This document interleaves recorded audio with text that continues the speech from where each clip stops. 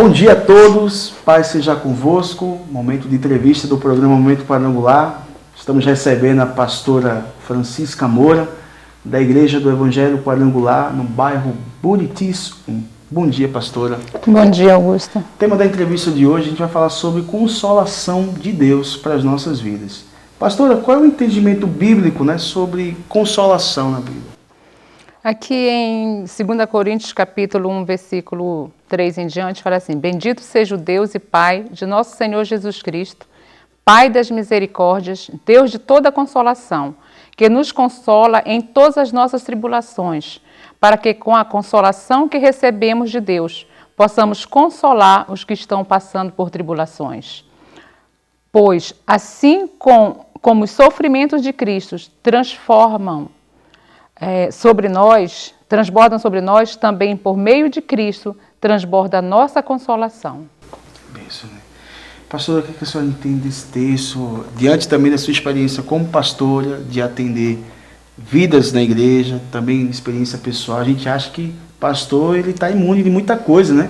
E na verdade o pastor é ser humano, como também qualquer um de nós é ser humano. Fala só um pouco sobre esse texto, pastor, e sobre sua experiência dentro do ministério a respeito de consolação.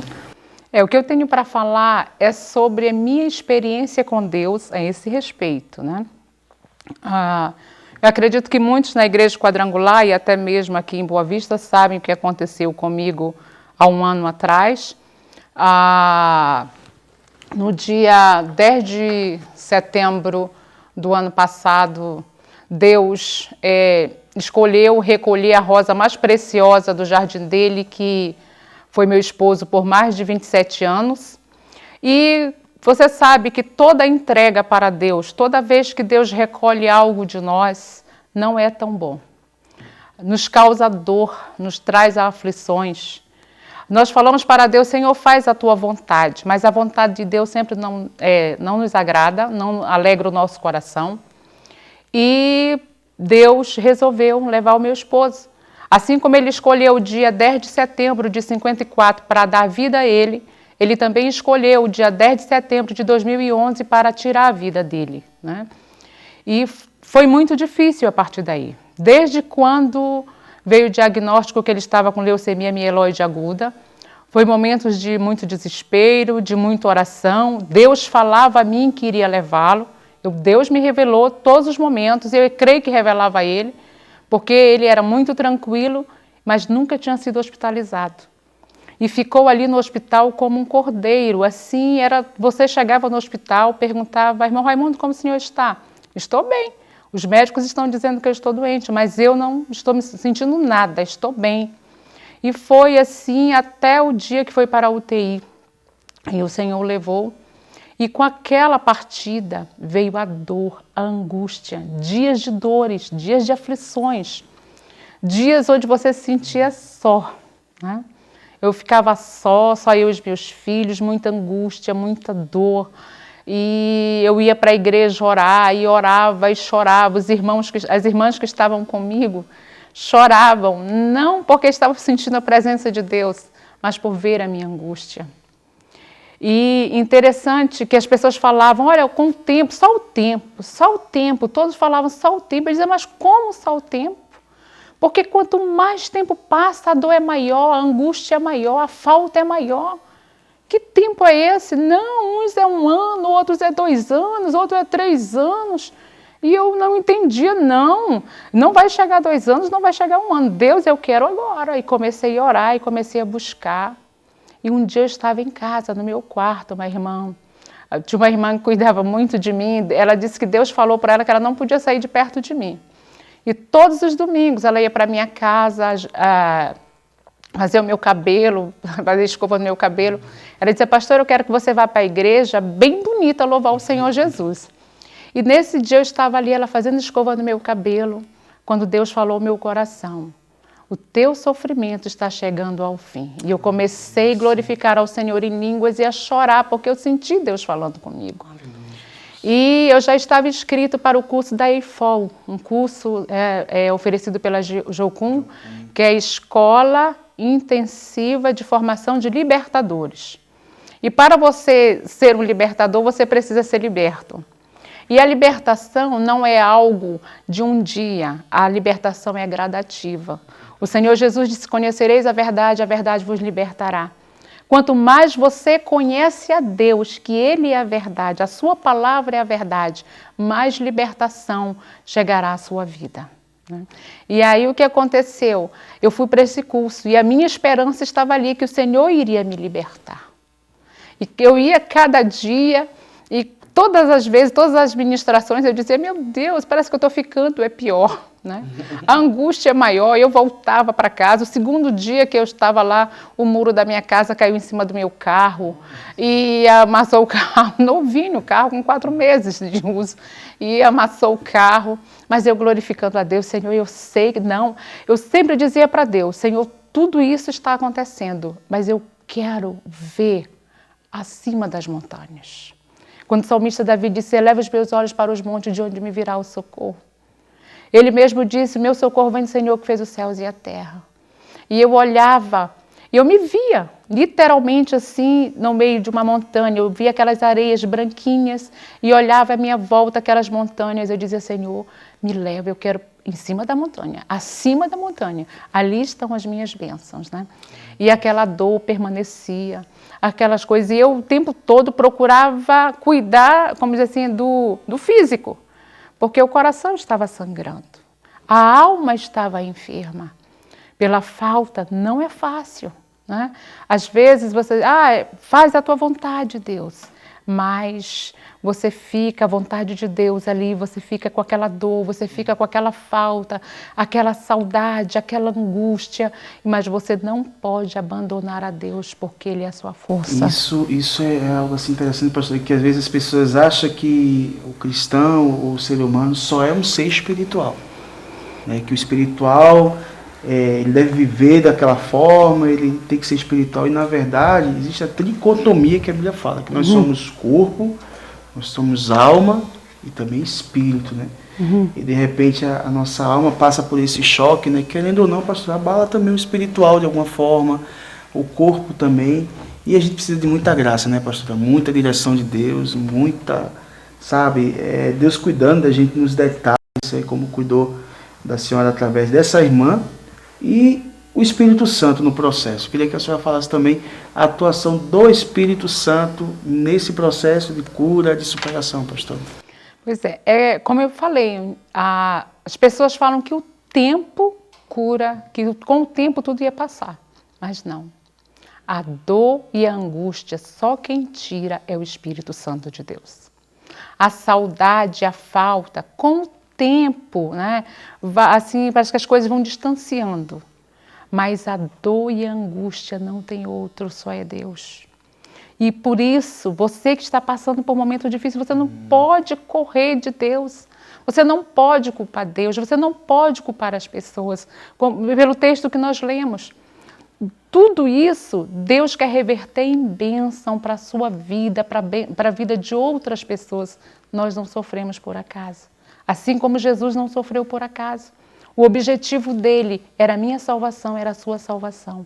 Assim também, todo sofrimento, toda dificuldade que você passa, é para que o nome do Senhor seja glorificado. Qual é a experiência da pastora em relação a ver que Deus estava tratando e trabalhando no seu coração, e ao mesmo tempo, vendo que através da pastora, daquela situação, também Deus estava mobilizando situações para a senhora, como diz o próprio texto, né, com a mesma consolação que vós fosse consolado, vós também, as pessoas seriam consoladas também. Como é que foi essa experiência de lidar com o pessoal, mas também Deus assim, fazendo de você uma fonte para consolar as pessoas também que estavam passando por problemas? Assim, porque as pessoas olham para nós, elas veem Deus em nós e querem que a gente esteja o tempo todo firme, né? É inabalável. E realmente e as pessoas me olhavam e diziam assim, olha, você está tão bem. Eu dizia, se ela olhasse o meu coração. Mas aquilo, eles olhavam para mim, você é tão forte, porque no dia do velório, lá, eu peguei a palavra e falei. Disse, olha, nós perdemos alguém quando perdemos para drogas. Nós perdemos o marido quando perdemos para um outro homem ou para uma outra mulher. Mas quando Deus leva, nós devolvemos para Deus. E você e a certeza nossa é que um dia nós vamos nos encontrar lá no céu com Jesus, né? E eu sei que meu esposo está lá com Jesus. E você que quer um dia se encontrar com um ente querido que se foi, aceita Jesus no teu coração. E eu ainda preguei, mesmo em meio à dor, e as pessoas ficavam, mas você é forte, olha, aquela tua palavra me edificou muito, sabe? E só você sabe como está o teu coração, não é verdade? Né? Acho que às vezes no momento ali, pastor, as pessoas refletem muito, né, sobre a vida, né? O cristão reflete, a pessoa que não entregou sua vida a Jesus reflete bastante, né? Ainda mais vendo o testemunho que a senhora dá de uma mensagem, né, edificante no meio a tudo isso, é uma prova que realmente a visão de Deus, ela supera, né, todas essas coisas, né? É verdade. Me fala assim também sobre a questão da ligação de alma, né? Como é que foi superar essa questão da ligação? Como é que a senhora trabalhou essa questão nessa área, numa libertação assim, dentro do seu coração? A Bíblia fala que quando nós nos casamos, nós nos tornamos os dois uma só carne. E isso nós vivíamos mesmo aquela unidade. E as pessoas que nos viam sabiam disso. E neste curso da IFOL, passa por um período de aconselhamento. E eu falava com vários pastores que ministraram, o pastor Cote, o pastor André, a doutora Tânia e todos, e eles me falavam a mesma coisa, você tem que fazer o desligamento de alma. Eu dizia, eu já fiz, eu achei que quando eu tirei as alianças, eu achei que eu tinha feito o desligamento de alma. Mas quando eu fui para o meu aconselhamento, aí falando das coisas do meu passado, da minha infância e tudo, foi tranquilo fazer oração por isso. Mas quando a pessoa que estava ali comigo e começou a orar comigo para que eu fizesse o desligamento de alma, que ela disse assim, olha, em nome de Jesus, né, eu agora desligo a minha alma do Raimundo, eu não conseguia falar. Foi terrível, foi como se ele estivesse morrendo novamente. E aquela dor, e eu gritei muito, aquele choro mesmo, ela disse que ela permitiu, porque talvez eu não tivesse dado aquele choro. Mas depois eu consegui fazer, a orar, e disse que desligava a minha alma da dele. E, olha, foi tremendo. Quando eu voltei à noite para as ministrações da noite, as pessoas que me viam começaram a ver um outro brilho, sabe, no meu rosto. Menina, você está mais feliz, você está mais bonita, você está mais isso, tem algo diferente em você. Então, através desse desligamento, da libertação, as pessoas puderam ver o que Deus fez na minha vida. Isso me alegra. Porque eu falo, Deus é a nossa fonte de vida, Deus é a minha fonte de alegria, Deus é o meu tudo. Nos momentos de dores eu dizia para Deus, Deus, o meu coração sangrando, eu me rasgando toda, mas eu não te largo. Que penso, né? E interessante, pastor, um ponto que a senhora falou muito bem sobre essa questão da ligação de alma, que às vezes tem pessoas que elas estão vivas, mas estão mortas. Por quê? Porque, querendo ou não, houve uma perda, houve uma situação que ela se entregou e para o próprio entendimento dela é uma situação irreversível, né? E ela está vivendo aquela vida assim angustiada, acha que não vai viver momentos mais felizes, não vai voltar a sorrir novamente, não vai ter momentos de alegria. E a gente vê como Deus trabalhou essa questão, e a senhora hoje está no ministério, está ativa, é pastora de uma igreja, né? E cuidando de vidas, né, pastora? Isso é só Deus, né? Assim, é Deus que nos dá força para isso. Então, as pessoas que vivem... tem pessoas que tiram até a sua própria vida porque acham que não vão viver sem a outra. Não, nós não podemos viver sem Deus. Sem a outra pessoa, Deus nos dá força para continuar. Que entrevista, né? Então, eu acredito que nessa manhã, acredito que você e eu, a gente está sendo muito edificado com essa história, né? Ser humano é corpo, ser humano também é alma, ser humano é espírito, né? De repente, você está com a alma ferida, né? De repente você perdeu alguém, ou há anos você acha que não consegue mais viver uma vida feliz, uma vida de novidade. E pastora, eu, diante dessa entrevista, que trouxe até edificação para a minha vida também, eu quero deixar as senhoras considerações finais aí para o pessoal de casa que está vendo o programa Momento Quadrangular essa manhã. Eu quero dizer para você que talvez eu esteja até com raiva de Deus porque perdeu um ente querido. Eu quero te dizer que tudo isso está acontecendo na tua vida é para que o nome do Senhor seja glorificado. Você é um instrumento de Deus para fazer a diferença na vida de muitas pessoas.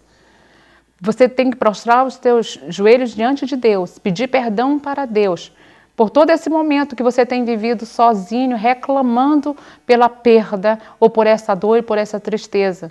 Se você está sofrendo, é porque você está carregando sozinho. Coloca diante de Deus e deixa Deus operar na tua vida, mudar a história da tua vida, porque Deus não nos dá aprovação além das nossas forças.